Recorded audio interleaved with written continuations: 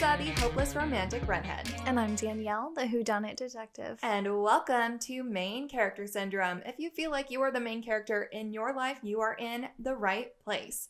Boy, do we have a treat for you guys. We have been a little MIA for a couple weeks. Danielle had her birthday. I did. I went on vacation, had my birthday, and we needed some time to dive into our next series we're jumping into. Yes, we are jumping into the world of Aurelia in Throne of Glass. But before we get to that, we're going to do our reading report card. So Danielle, what was the last book you read, the one you're reading now, and what's your next one? So technically the last one I read was Throne of Glass, but at the same time I was also reading Crown of Midnight, and I'm also now currently reading the Let Them Theory by Mel Robbins. Oh, that one's good. Is a really popular one right now. I know a lot of people have read it. Mm-hmm. I'm currently reading it. I've gotten through the first couple of chapters, and let me tell you, it's been really useful, especially at work.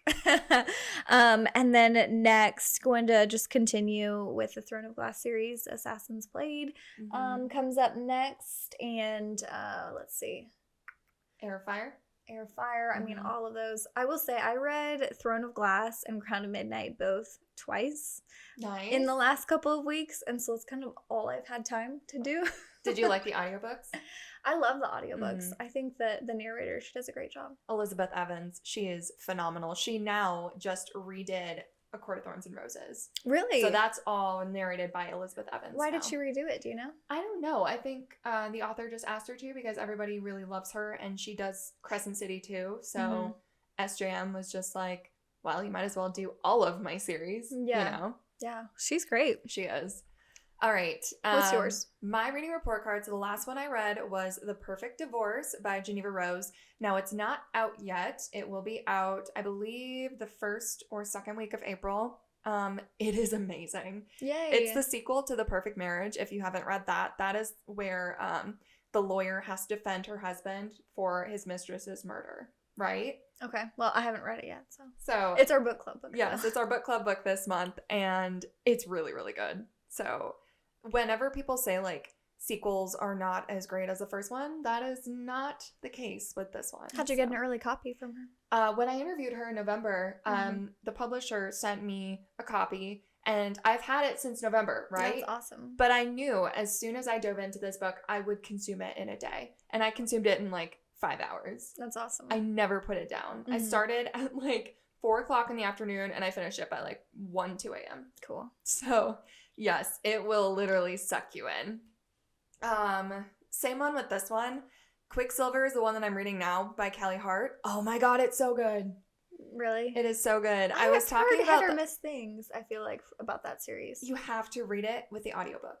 Okay. Because the audiobook, oh man, the narrators are so good. The male narrator makes it so much better. But so, you know in like Powerless where the woman narrator will narrate the male part, but the male narrator will like narrate the woman part. And this one, they both read the male and female. Okay. So even if it's from her point of view, he will read the male parts, and it's so much better. Okay, good. So much better. But I really love the world. I love the magic, and I'm excited to see how it ends. Cool. And then next, I have Deep Dive by Allie Hazelwood. I have been hearing a lot about this one, and I'm ready for the spice. I don't like Allie Hazelwood, but, you know. She's a romance author, and she writes some smutty scenes. Yeah. But I have heard so much about this, and I'm like, okay, guys, you convinced me. So I was at Pagination in Springfield, the little bookstore on like Walnut. I had you go there. Yes. Oh, I also have another main character. Oh, that reminds me. Okay. And so I saw the book, and I was like, oh, Deep Dive. We talked about this about when we were talking about romance reads, right? And it had sprayed edges, and they looked like a swimming pool. And so I had to get it. That's cool. But you know what's crazy now? Paperback books. That paperback book was $20. $20. Do you remember when paperbacks used to be like $12.99? Yeah. Yeah. What the hell? Oh my god. Yeah, I went there. Fortunately, when I went there, I was like, I'm not going to buy a book that's not used because I was like, I do not want to pay full price, but I'm going to support local. And so they have like a really good used book section. So I got several like used books. I love that. And then my main character moment is while I was there, I saw Iron Flame, the paperback sprayed edges version. Oh, yes. And then I saw or Fourth Wing paperback sprayed edges. Oh, yes. Then I saw Iron Flame Mhm. hardcover sprayed edges without the dragons on them. Mhm. And you had told me that people were like freaking out about the first editions. And so for shits and gigs, I just grabbed it and opened it up. Mhm. And I was like, oh, holy cow, this is a first edition? Mhm. How in the world is this a first edition? And so yeah, I found and I purchased and paid full price. That's amazing. Hey, for a we were first supporting edition. local though. Like, I never would have paid $20 for a paperback if it was Ooh. like at a big box store, you know. Mhm. We were supporting local vendors. Let me so- tell you also, if you guys aren't also looking at like your local like Salvation Army and stuff, mhm. they actually have a really good book selection too. Mhm. So you can go to thrift stores and find some good books as well. For sure. And the library, guys, literally cost $10 for a library card And each for free. year. And you can get so many free audiobooks and ebooks in Libby. Especially like if you are like me and you have trouble returning library books like every few weeks, Libby's for you, guys. Yeah. Libby, Hoopla, you have thousands of books and ebooks, audiobooks and ebooks at your fingertips. Yeah. And you may have to wait a few weeks for them, but like time flies as you are reading like different ones and they come available. So Yeah, that's a good tool. yeah, it's great. So that was your main character moment. My main character moment, guys. I'm so excited. So if you guys don't know, I am a lifestyle TV host for a show here in Springfield, and I tend to interview some really fun people, right? So I reached out to number one, Penn Cole. She is the author of the Spark of the Everflame series, which has been my obsession for a while. And then guess what? I also got Rebecca Soler. I know, that's so cool. So she is the narrator of Fourth Wing, Iron Flame, and Onyx Storm. That's awesome. Which is so fun. And drumroll, please, I got Lauren Roberts. That's so cool. Yes. When you told me that, I was like, what? Yeah. So we're going to talk everything powerless. We're going to talk reckless and, of course, fearless. And we're going to talk about her coming to Missouri. But we're really excited. And I'll be able to cross-post that onto this podcast. So be on the lookout for that. Yeah, I was about to say, you know, obviously TV is cut short sometimes. So through our podcast, we should, I'm assuming, be able to add in some more extended. Oh, yes. This will be the stuff. extended version. Yeah. So this will be the exclusive extended version that people will not see on TV. I know. So, I am so excited. So those are coming in these next few weeks, and then I'll roll out those interviews here soon. But let's get into why we are all here today, which is Throne of Glass by Sarah Janet Maas.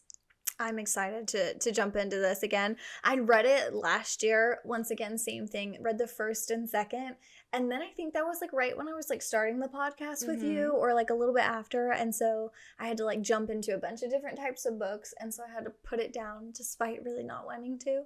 And so now I was like, Alyssa, we need to do a series because I would like to do this. So we need to just go through this whole series on the podcast. This is a perfect series to do a deep dive. There are so many elements to this, and if you blink, you might miss them. So we are going to do chapter by chapter. We're going to dive into this series wholeheartedly. Yeah. So Sarah J. Maas is a great writer. She has so many plot twists and turns, and she will break your heart, repair it, break it again, completely shatter your emotions, and make you feeling happy by the end. So yeah. And so we're going to do Throne of Glass. This one, I mean, we are going deep, guys. So this is going to be 3 episodes. Correct. 3 episodes of Throne of Glass. We're going to divide this into parts. So part 1 will be chapter 1 through 18. Part 2 will be chapter 19 to 36. And then part 3 will be chapter 37 to the end, which is chapter 55. In the order that we are doing the books, okay? We are going to go the publishing order the way that SJM says that they should be read. So first we're going to do Throne of Glass. Then we're going to do Crown of Midnight. Then we're going to do Assassin's Blade. I know a lot of people have this controversy that Assassin's Blade should be read first. According to Sarah, it should be third. Then we have Heir of Fire, Queen of Shadows, Empire of Storms, Tower of Dawn, and Kingdom of Ash. And I don't know, should we do the tandem read for Tower of Dawn and Kingdom of Ash? I don't know. I don't know yet. We'll have to decide that later. It's so aggressive, and there's like so much controversy in how you should read this book series. I know. I'm like, everyone has an opinion. I think my sister was like, start off with Assassin's Blade. She was like, but you have to double read Assassin's Blade. yeah. She was like, you start off with it. She was like, but you need to read it again towards the end of the book because there's so many characters in Assassin's Blade that are brought up again. Right. And I'm just like, why don't you just let me read the way that I want it to be read? But I have heard that the tandem read is a good way to do this. But if we do not end up doing that, which it is a feat to do, it is Kingdom of Ash is huge, right? Mm-hmm. So is Empire of Storms. So oh my goodness. Kingdom of Ash and which one? Tower of Dawn? Empire of Storms. So I cannot remember. I think Empire of Storms and Tower of Dawn needs to be tandem read.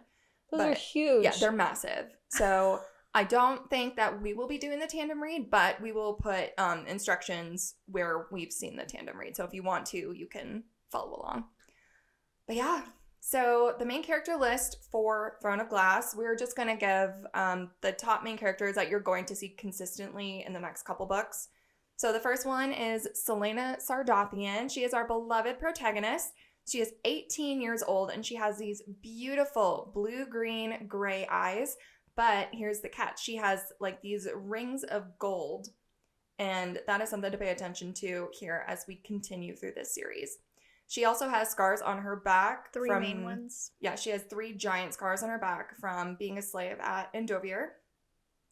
She's the best assassin in Otterlin, yeah. Yes, according to the audiobook.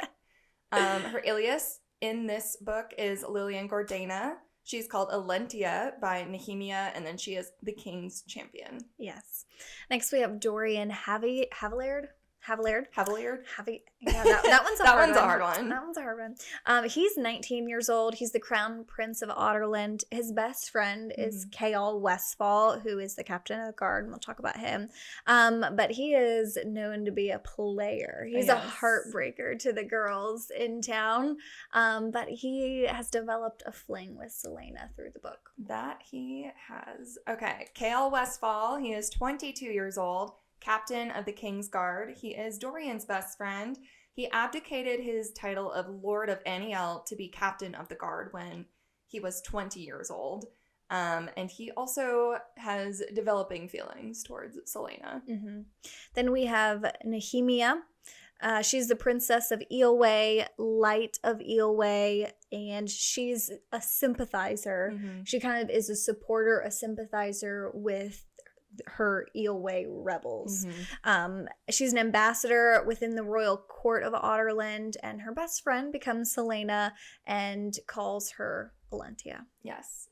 And the land that we are in, again, is called Aurelia. We are in the kingdom of Otterland, and the capital is Rifthold. So if you guys get a little confused, even though the books have the maps, this is kind of giving you a little bit of a bigger picture. Mm-hmm. And Endovier is like slave mines.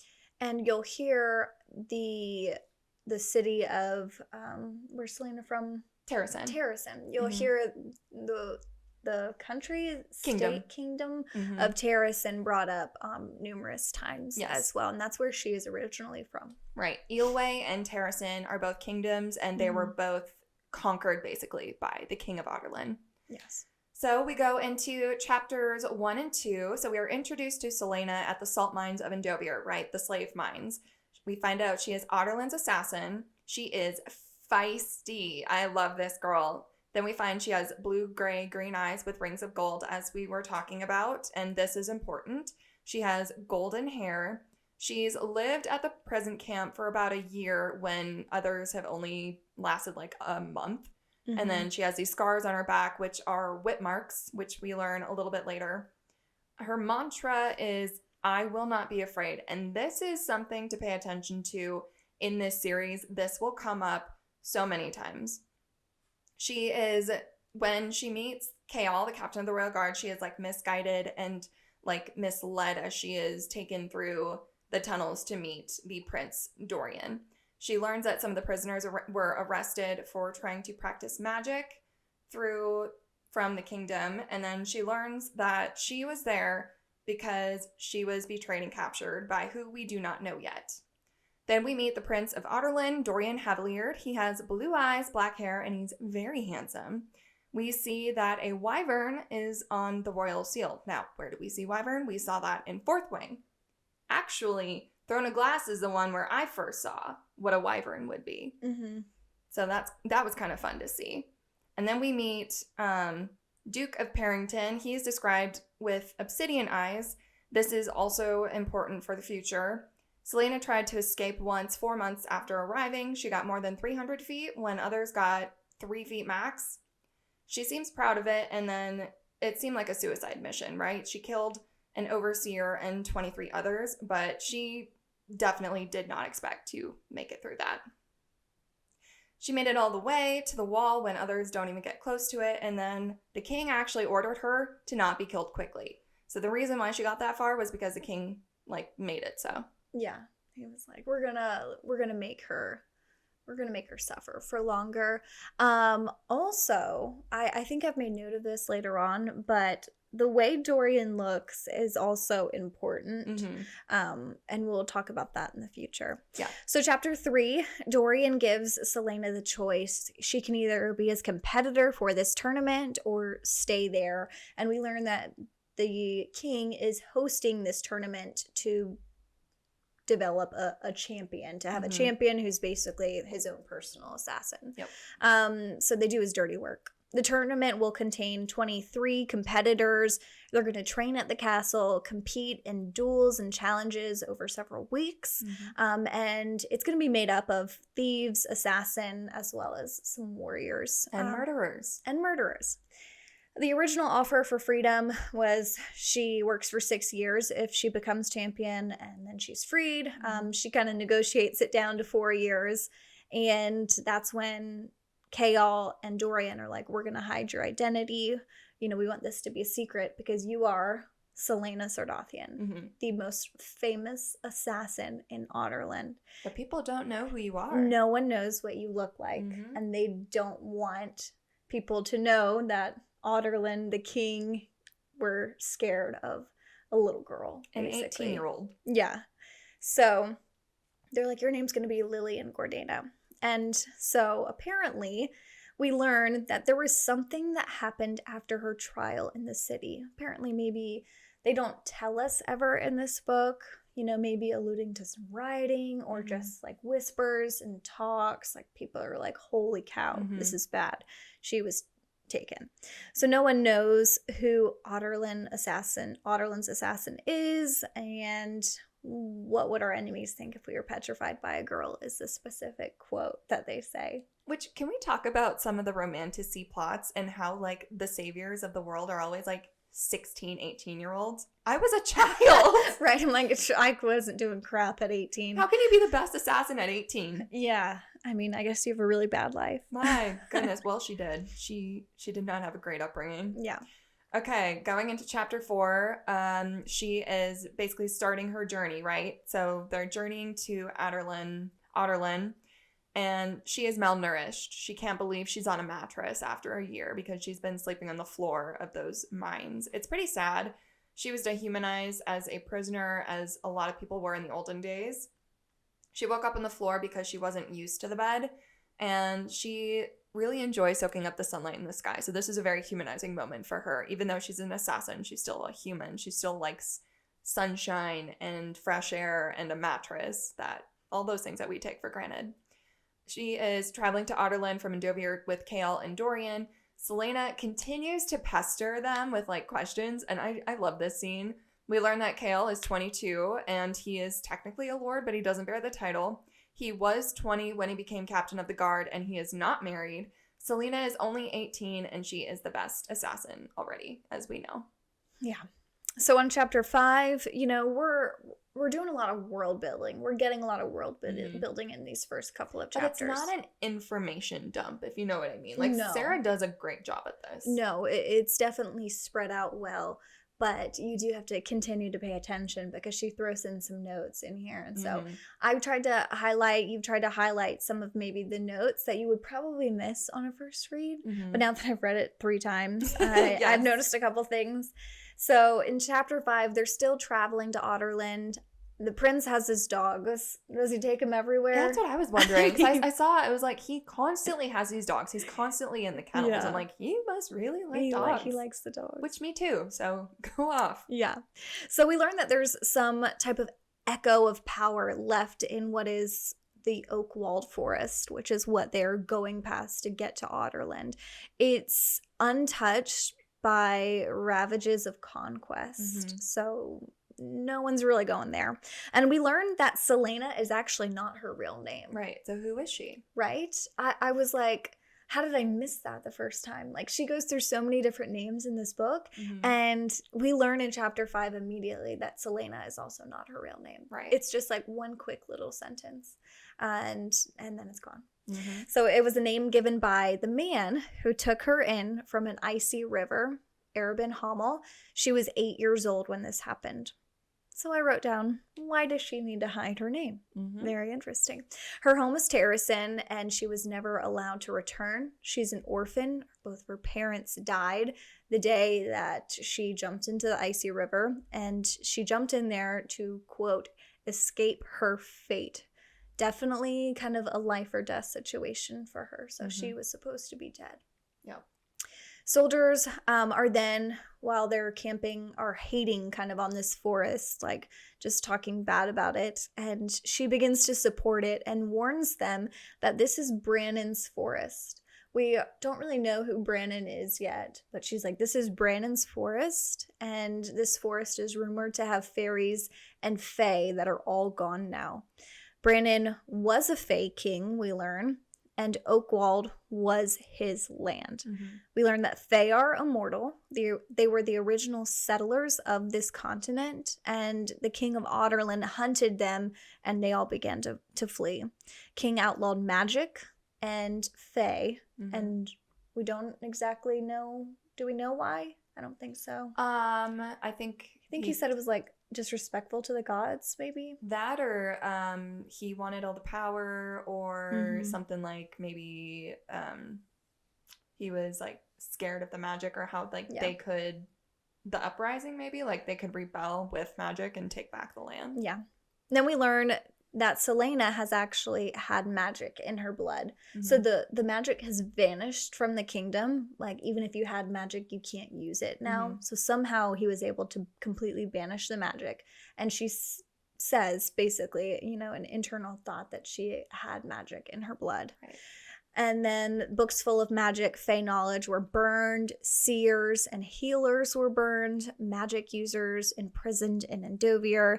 And she recalls having magic and acts like the magic that she had scared her. So I wrote down, she must have been pretty powerful. It was like a complete genocide on the king's part, right? Like he wiped out this race. Yeah. And then an important little note is they're all sleeping in these tents, and she is asleep in this tent and woke up in the forest, and there were little flowers placed in her tent with tiny little footprints around her. Yeah. So she was supporting this forest and being like, you need to respect this and respect Brandon's forest. And then someone came in and gave her a little gift. Yeah. Something, and we never really find out like what it is. Through the entire series. Yeah. So. All right, chapter 6. They finally arrive to Otterland. Selena hates this lavish castle. She saw it for the first time 8 years ago, and that was when she killed someone 3 days before. So it is this giant castle. It is made completely of glass. Dorian also kind of makes fun of this garish castle. Selena then thinks that she was betrayed by an assassin and turned in, either by one or many. There is one she thinks is the traitor, but doesn't want to think about it. So that's where you think it could be someone close to her, right?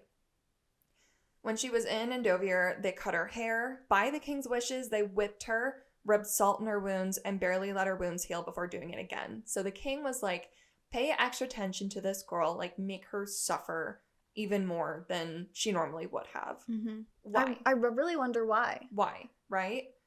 Does he know something we don't? Or is it just because she has killed all these people without him knowing? So is it retaliation for that? We don't know. But then the prisoners from Ilwe actually cleaned her wounds, so she made friends with them. Selena then has nightmares that she is lying in a mass grave and Endovier buried alive. The castle light around it looks kind of green and ominous, and it seems to pulse, according to Selena and her point of view. And then this is when Dorian views Selena as beautiful and strange, definitely dangerous, and then he kind of like dreams about her looking at the stars. Definite love interest. Yeah. Chapter 7, they arrive in Rifthold to fanfare. Selena is made up, she's dressed, and most slaves are prisoners of war and magic users mixed in kind of with ordinary folk. They found Selena freed. We found out that Selena had freed almost 200 slaves from the Prat Lord, I believe. Pirate Lord. Misspelling. No, you're good. We kind of mixed it our notes in here a little. So the new castle's made of glass that's actually put on top of the old stone castle. Selena's room, fortunately, is in the stone castle because she's like, you're an idiot to live in a glass castle. But her room is massive. And we discover she's kind of this smart girl. She begins to assess as soon as she goes in there how many exits, guards there are, how can I make a weapon. She makes a knife out of hairpins, and she even thinks about using like the pool table, like cue sticks, the balls as weapons. She's like, idiot Kale. Yeah, like why would you let me have all this I stuff? can bash you in the head with this pool ball. But then Selena's kind of pampered. She's given a makeover to look like a lady of the court. Mind you, she is still in bad shape. She's definitely malnourished still. We meet her servant, Philippa Spindlehead, Selena's personal servant. And I kind of wrote down, there's a weird moment where I was at least listening to the audiobook, so I don't get to see maybe some punctuation. It almost seemed in an instant like Philippa read Selena's mind. I saw your note and I was wondering that because I think it was after, because Selena has a sharp tongue, right? And Philippa's like, you should watch your mouth. And Selena said she would do as she pleased. And then Philippa said, well, you'll wind up back in Endovier. Yeah. And at the same time, Selena was thinking, and she was thinking about why they sent like this woman who she could definitely overpower to come and serve her. So that's kind of where I made that note from, but you know. I can see. We need to keep an eye on Philippa for sure, but Philippa has balls. Yeah. So Philippa, she's a funny one.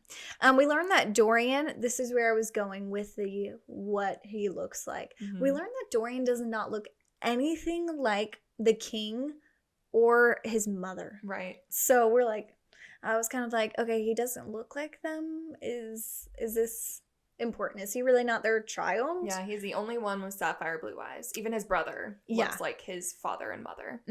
So he doesn't resemble the king or the mother, and so I want to make note of that. The king calls Selena a witch to Dorian. He was like, you know, she's a witch, and then he calls himself a conqueror and not a king.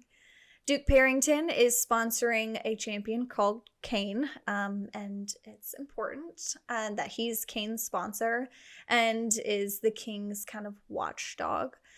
They're at war, we learn, with Wendelin, and the king is very obviously kind of demented and cruel. Now, remember, the king also has, like, these obsidian dark eyes. So immediately, obsidian is kind of, like, a dark term. We see it several times throughout this book. So I feel like anytime you see the word obsidian in the book, that's, like, a highlighter moment. We know that Parrington has obsidian eyes. The king, does he have obsidian eyes? The king does, and then their rings are obsidian as well. Yeah. And then there's a couple other things that are described as obsidian. Yeah, so it's just a darker term, so something to look out for. Also, to point out, this book is told, I think the series too, no, this book for sure, is told in third person omniscient, right? So we are not getting their personal point of view because they never say me or I. It's always third person because they're saying the name and not like themselves. But we still get like other character feelings and other characters' point of view. So we still get to, like, get, like, a kind of an outside looking in. Yeah. There's a couple chapters I made note of. 2 in particular that I noticed did seem more like Dorian's point of view and Selena's point of view rather than just necessarily like third person, but it's still overall third person. Yeah, we still get to like see into their minds and like see their feelings, and it's really fun to read a book like this because we as a reader know what's happening and then the characters don't know what's happening. So that's really fun. Yeah. All right, chapter 8. We have technically is what Selena thinks is that the competition begins the next day. We find Dorian's brother, Holland Haviliard, is also very demented like his father. He was sent away for beating his servant so bad that they couldn't cover it up, right? And he's like a really young boy. Yeah, he's younger than Dorian. So what does that tell you? Then Selena is walking through the garden, and then she hears and sees this clock tower. The king had it built around Dorian's birth. She says it is wretched. Like, it sounds awful. This is important. Remember this clock tower. She sees word marks on the path to this clock, which are also very important. Then she and Kale find the library. Kale says is rumored to be another, like, that has, like, deep catacombs underneath. And that there's supposed to be another library deep in there. And Selena can play the pianoforte. This is interesting to see because it seems like only people of noble birth would know how to play this instrument. That was something to point out. And she seems to have like knowledge of luxuries, right? Then we learn that the royal family of Terrasen was killed and that they have an extensive library in the city of Orinth.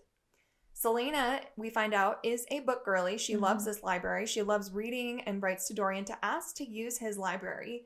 And this seems like the start of a flirtationship, and I love this because their banter back and forth is so fun to read.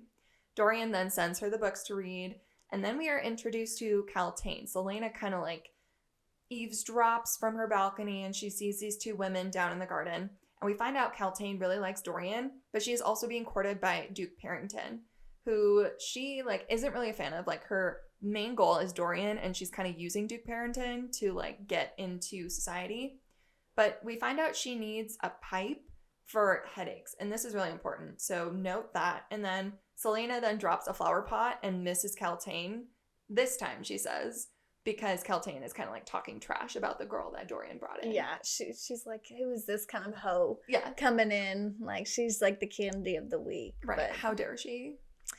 Chapter 9, Selena woken up by the clock tower. We find out it's noon. The competition said to start, but not really the case. They're dragged to meet with the king, and Selena is very scared. She is terrified of the king and what he could do to her. And at that moment, she's kind of dressed like a lady of the court. They weren't expecting this, and so she's not prepared. Right. She doesn't look like an assassin.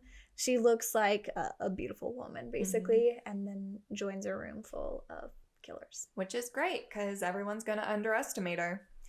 All right, chapter 10. Selena will not look at the king. She is terrified of him.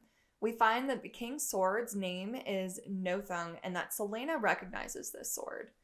All the other competitors are men. There's not a single woman in this competition. We also note that Cain is sponsored by Duke Parrington, who also has obsidian eyes. Very important. Kaltain Rompier tries to get under Selena's skin, but then Dorian chimes in and starts bragging about Selena, which then pisses Kaltain off. Kaltain seems to be like this vapid woman. She's trying to seduce Dorian, and it's not working because Dorian's like, And then Dorian's kiss on Selena's hand felt like fire, is what Selena said. So I was like, ooh, we got some sparks flying. A little spice. Chapter 11, that's the day that the competition kind of actually begins. Selena stays up like a stupid head until 4 a.m. reading. Hey, she is like us, okay? One of us. I know, but she's in a life or death situation here. I understand. We all tend to stay up until 4 a.m. even though we have important things to do the next day. So they're kind of starting training. She's familiar with all of these weapons. Cain begins to taunt Selena, and she's kind of underestimated as being weak. Selena spars with Chaol, and she shows off her skills, showing how fast she is. And then to win, Chaol took a cheap shot at her feet and tripped her, which Cain watched. She totally would have beat him if he didn't do that. Yeah. Chapter 12, they are still training. We have Brullo, who is the weapons master, and then we meet all the other candidates, which 22 other than Selena, because there's 23 total. We have Cain, remember him. He is like a former mountain man, and he's now part of the King's Guard. He says, oh, she thinks, like, what would people think if they saw him now regarding the mountain men to Cain? And then she also thinks to herself, like, what would the people of Terrasen say if they could see her now? This is important. Then we have Xavier Forel. He is a master thief. Bill Chastain is a murderer that they call the Eye Eater. Very pleasant. We have Ned Clement, who is also a murderer called the Scythe, and he is super twisted. Grave is also bad. He is an assassin, and he's heavily guarded. Like, he is in chains. He has, like, 5 different guards. We're like, what is up with this guy? Then we have Knox Owen. He is good. He is friendly, and he is also another thief. I love Knox. Knox is fun. Knox was, like, a fun little, like, uplifting moment within, like, all of this bad happening. Do we see him again in the future? I don't know. I don't remember. Okay. I have read this book, but it's been 3 years since I read this series. I loved him. I was like, man, I hope we see him again. Yeah. It's kind of new for me again, because, like, I'm reading this and I'm like, oh, yeah, that happened. But I know, like, the ultimate end. Yeah. But there are these little tiny, like, details that I completely forgot. So it's really fun to go back to this world. But yes, I don't know if Knox comes back. Okay. Well, we'll see. The first challenge is running. So it's not a first test yet, but they are challenged to run. And then anybody who lost, will not be able to continue. The first test is in 5 days. Selena is told by Chaol not to stand out so that the others underestimate her and don't look at her like competition. He does have a point here. Yeah. And I think this is smart for him. Yeah, especially. she's such a whiny brat, though, She about is. this. She like, is. Literally, her ego showed so much in this book. And he calls her out for it, too. He's like, is your ego that big? Like, you have to win at everything? Like, this is strategy. Right. We are winning. Luckily, she has character development. Because the third book... Well, not the third, because that's Assassin's Blade, but the fourth book, Heir of Fire, she's really going to test your patience with that one. But yeah, Chaol has a point, and he's really smart to do this, especially when she is dressed up as, like, a lady of the court, right? She's not dressed up as this competitor or assassin. She's definitely underestimated by all the competitors. Cain then turns out to be a very fast runner, and he wins, and then Selena's a bit out of shape, and she throws up. Yeah, and, like, Selena underestimated Cain at the beginning. She was like, he's just a giant brute. He's not fast. Like, I'm going to be able to be faster than him, and he turns out somehow he's very fast for a brute. Which is questionable. Yeah. Chapter 13, she starts working out on her own. We learn that... This is funny. She hates fish, and she goes, I would rather die than eat it, which is... she's so dramatic. Which is, ironic. I'm like, you were in a slave camp for a year. Like, you think that you would probably eat anything that you got. Beggars can't be choosers. Yeah. We meet Nehemia. She's the Eelway princess, and all of a sudden, Selena starts speaking Eelway to her, and everyone around is like, what? No one knows how to speak Eelway, and all of a sudden, Selena... starts fluently speaking Eelway. Nehemia is a rebel supporter, and she doesn't speak Afro-English, whatever language they speak. She doesn't. I'd say the common language. She doesn't speak the common language well. She has, like, this weird accent. It's broken. And obviously Nehemia does not like Kaltain either, and Kaltain's the one kind of touring her around. She's also insulting Nehemia. Like, you should know how to say this word. Yeah, she's just being a real B-word. Nehemia is an ambassador for her country. She's not a fan of Dorian. She's like, he's a playboy. Eelway's books, we learn, were also burned. She doesn't want to be there, but she likes who she believes is Lillian. And some of the royal dogs, we learn, go missing, and then they were found half-eaten and, like, all torn up. It was gross. Lovely. And then all of a sudden, the king departs somewhere. We're not really sure. Kind of departs in secret without, like, a bunch of guards. Like, he took some men, but it was just, like, abrupt. Yeah, and then we find out later that something happened with that when he comes back. And it's questionable. Like, what did he do? Okay, chapter 14. Selena's endurance is improving. She's running with Chaol. Chaol has been MIA for about a week now. The first test is 1 day away, and she's like, where the hell is Chaol? Like, he needs to help me train. Then we meet Varen, who is also a thief, and Paylor, who is the youngest assassin. Cain is wearing a black ring, which Selena notes is weird for practice. And Selena also develops this friendship with Nox, right? Nox is just a really fun character, as we said. Then we find the champion, Bill Chastain, the Eye Eater, was found dead and his body was left in like a gruesome state. His body was in ribbons. Selena then helps Nox with his stance while throwing daggers, and the two kind of form like an allyship. We find Nox is from Paranth, which is Terrason's second largest city, which turned out to be Selena's homeland. It also brought feelings of guilt and fear. That's something to note for the future. And it has been 10 years since the royal family was murdered. Nox says he believes Selena will win the whole thing. Yeah. So Nox isn't even like planning to win. Like he's like, win or lose, I get to leave. So he's got a good spot right there. Mm-hmm. Kaol, we find, is from Aniel. It's a city on a silver lake, and they have warriors from birth. The Guardians are from the White Fang Mountains, and the White Fang men were killed by Ardalan's army years ago. Yeah, so they're like the people who protect people from the Mhm. White Fang Mountains, and which is actually where Cain is from. Yes, he's a mountain man. Yeah. Kaol's father is a lord of Aniel, and then Kaol actually abdicated his title to train and become the captain of the guard. Then we find out Erebin Hummel was quite the character, very cruel, and made Selena like break her right hand because her left hand was weaker with swordplay, and he's just ruthless. Mm-hmm. But that's to make her the best assassin. Yeah. Chapter 15, that's the first technical, like, official test, and it's archery. The one with the worst aim goes home. Paylor, youngest assassin, and he's not a great archer, but he says, I'm skilled in poisons, which is important. Paylor poisons. Nox does pretty well, and Selena's like, okay, I like him. He's going to be an ally.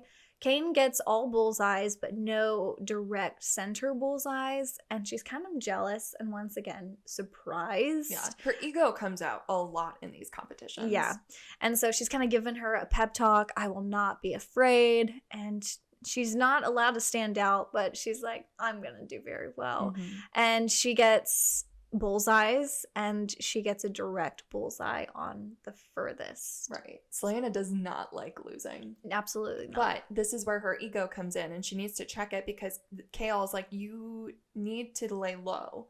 And she's like, this is hard for me to do because I want to win. Yeah. She doesn't want Cain showing her up. Right. And then we get to chapter 16. Selena tells Kaol about her 3 scars on her back and being beat, and Kaol is kind of like a little taken aback. She got 21 lashes on her first day in Endovir, which, remember, the king is like, pay extra special attention to this one. So she really got tortured in this place. Selena then killed the men who did terrible things to a woman who helped her, which was the Eelway slave. Mm-hmm. And then a champion did try to escape and was killed by the guards. In the training, the champion tried to escape, and he was like trying to prove a point because he knew he would die by moving, and he went out on his own terms, right? Because like Selena's like, why choose now? Why would you try to escape now? Why not escape in the middle of the night? Like actually be successful. And she's like, oh, he wanted to die. Kind of like her suicide mission. Right. And this guy was named Sven, and he was expelled from the army. We don't know why. We don't know why. But a lot of the champions were like expelled from the army or dishonored in some way. Mm-hmm. Nox then is found to have immunity from his sponsor. As I said, he will not go to prison or have anything bad to him if he loses a competition. So he literally has nothing to lose. Yeah. Chapter 17, this is one of the chapters that I noted was kind of more Dorian's like point of view the whole time. So Dorian's talking to the queen about his brother Holland. We learned that he was sent away to school for once again beating a servant. The mother wants his brother home. He wants him home. She wants him home, I should say, and she wants Dorian to marry someone. So Dorian knows, he makes note about the rumors about Nehemia being a rebel supporter. So if Dorian knows this, we obviously know that the king is going to know and probably have a distrust towards Nehemia. Dorian's unsure why the king even allowed her to come stay at the castle. And we learn that, Rosalind? Rosamund. It sounds like Rosalind It in the does. audiobook. Mhm. Rosalind was a girl who broke Dorian's heart, leaving him for another man not too long ago. Mother gives him a list of noble ladies that he can marry, and then Dorian's like, oh, this is terrible. Dorian then sees Selena training and finds her very lovely, but he sees her with Nehemia without her guards and moves in very concerned that this assassin's talking to and like training with a princess. Yep. Then Dorian begins to flirt with Selena and he starts making like some pretty crude references. Yeah, I'll see you in your room later. Yeah. And then Dorian ends up sparring with Nehemia, chooses wooden swords, so he doesn't make a fool of himself versus her staff, which she seems to be pretty good with. Yeah, and then I was like, I don't think that will make a difference. Yeah. And then chapter 18, we see Selena. She is watching Dorian and she wants to kiss him. Then with that thought, she remembers a boy named Sam, who is an ex-lover of hers and has been dead for over a year now. Nehemia is sparring with Dorian using these wooden swords, and then Chaol comes up and is like, oh, hell no. And he splits them up. And I am like, ugh, Chaol, you stick in the mud. Like, let them do what they want to do. Yeah. They're wooden swords, for goodness sake. Like, yeah. it's not going to do anything. Being a real butt. Yeah. And then Selena's taken back to her room. She is not happy about this. And she lashes out at Chaol and, like, hates being told what to do. And she throws, like, this childish tantrum. Like, I hate you. And the test is one day away, the next test. Mm-hmm. And that is part 1. Yeah. So what we learned in part 1, in 1 through 18, we learn Selena, great assassin. She's really young. She kind of acts like it. Very, very big ego. Like you mentioned, doesn't like to be told what to do. Mm-hmm. She's having these weird feelings about Dorian, but obviously she's like, I hate this family. I hate the king. I hate his family. Mm-hmm. And then there's Chaol, who's has a real stick up his butt. Yep. And she's like, yeah, you suck. And that's kind of chapters 1 through 18. Yeah. And we also know that Selena has like a secret past to keep Yes. on the lookout for. We have to look for those signs Yes. in the coming chapters. So yeah, that was chapters 1 through 18 in part 1. The next chapters will be 19 to 36. So for now, to the readers who listen, we'll see you later. Bye, everyone.